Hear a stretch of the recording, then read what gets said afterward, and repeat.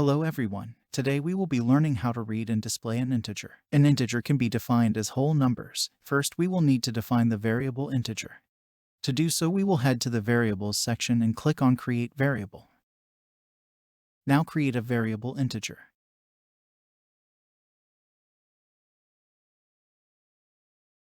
Head back to the Variables section and pick up the variable block integer. Place this block below the start block. Now we pick the integer block from the Statements section.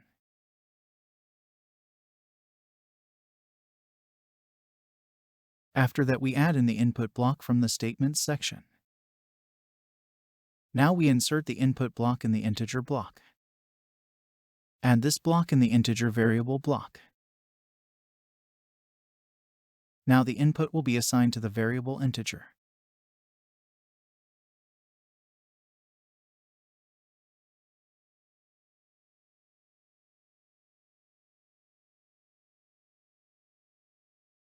Now from the Statements section, we add in the print variable block. This block prints the value assigned to the variable specified. Now from the Variables section, add in the integer variable block in the print variable block. Perform a final check, and if correct, run the code.